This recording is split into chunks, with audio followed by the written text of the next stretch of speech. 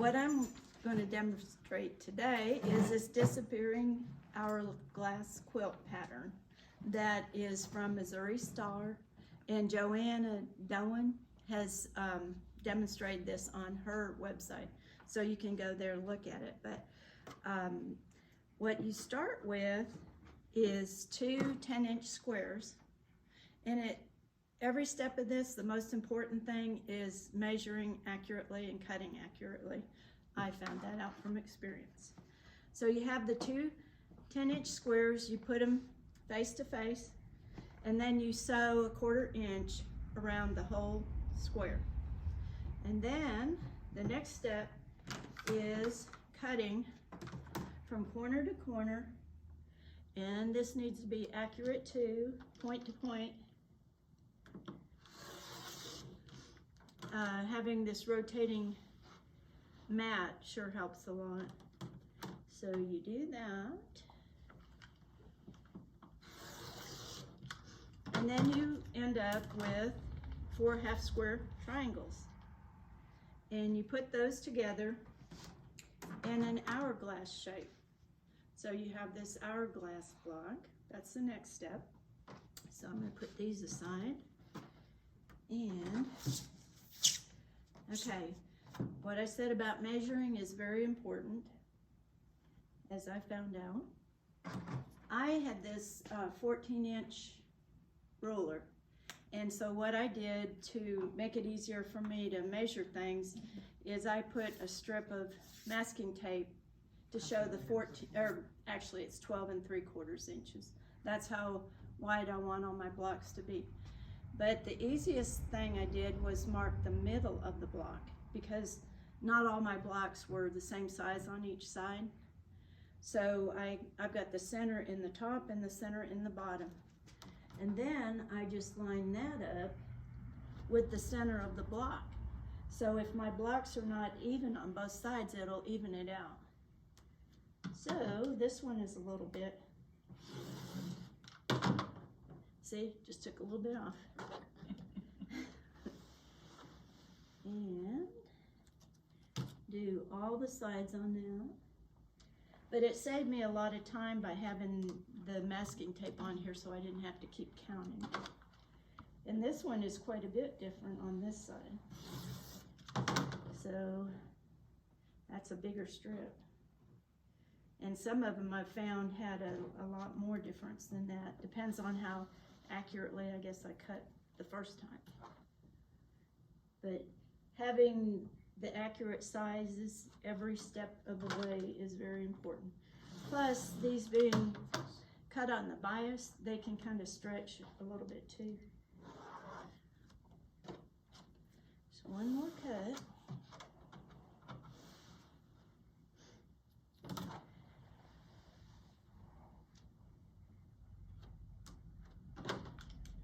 And this one's even more to trim off. So each side was different.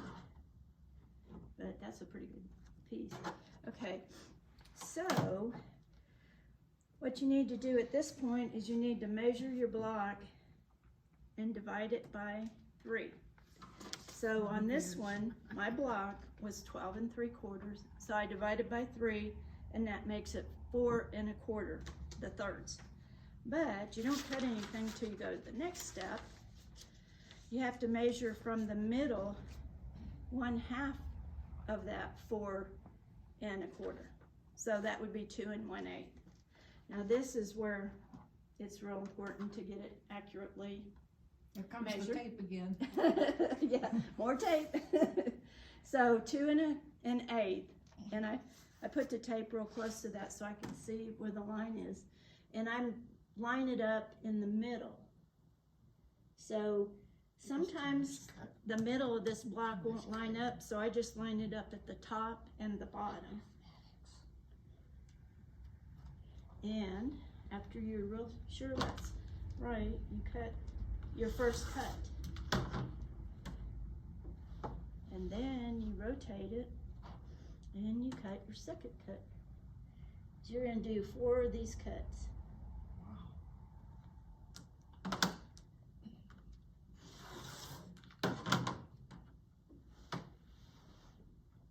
I really like that the fabric's not moving on the mat.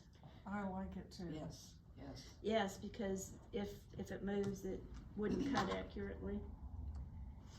And so if you don't have a rotating mat, you have to pick it up, and that would make it difficult. Or you'd have to walk around the table.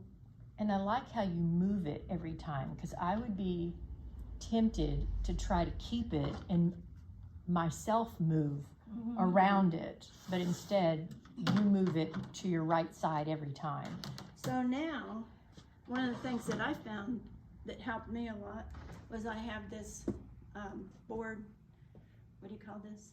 It's like a felt board that you Yeah, can it's tack like things a on. design board, Design but in board. miniature for Okay. one block. That's what it is. And I made this. And look, it hangs up, so it's Yeah. out of your way. Yeah, and it's poster board and batting, and then you hot glue the batting on the poster board, and then you glue an edging on it, and that's it. It's really easy to do. You can find that on YouTube. Okay, so what I'm going to do is I'm going to transfer these blocks onto here. Okay, so we're transferring Okay. your pieces over, and you're Yes. transferring just as you cut them. Yes, this is the same order that they were in. Okay, so the blocks, instructions, I could follow them, or I can just do it the way I do it, I guess. But you're gonna have to change the rotation of all of these blocks. So the first thing I do is I turn these outer blocks where the little triangle in the corner is up in the outside. So the corners first, turn Yeah, the corners first. That's what I've been doing. Okay, now you take these middle ones and you switch them, and you don't turn them a different direction, you just switch them. Okay, So top and bottom, side to side, like that. Now the center one has to also turn. So it has to be a whole turn like this, and that you can tell it's kind of right because you'll start getting that, it looks almost like a tulip, the colors, okay. like that. And then the next step, after you've done all this, is you sew it. And I flip over all three of them on this before I sew and pin. And the reason I did that is because that tells me if I switched them the right way. Because if you did, then you can nest these middle seams right there. Is if you don't twist that center one, your seams would not nest. So That makes sense. that's what I do here, and then after you sew all of these together, then I add the third one. And what you end up with is this star block. I'm gonna get closer to that. And that's beautiful. It's really pretty. So there's one more step. You want all your blocks, well, I guess I can leave it there. You want all your blocks to be the same size, so again, you have to measure it. More masking tape.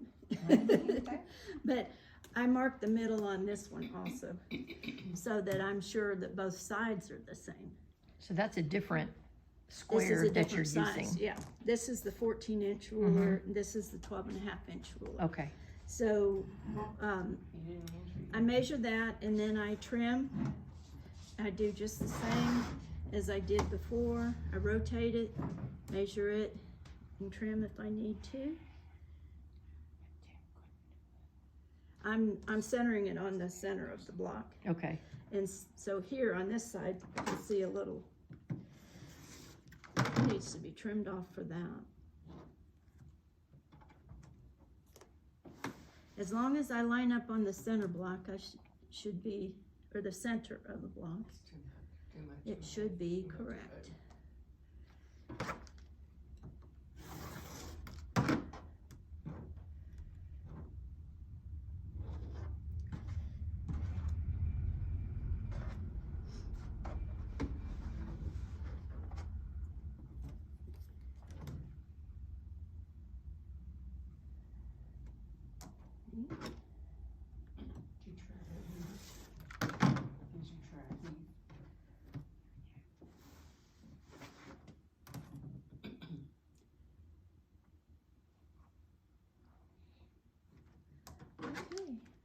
And that is it.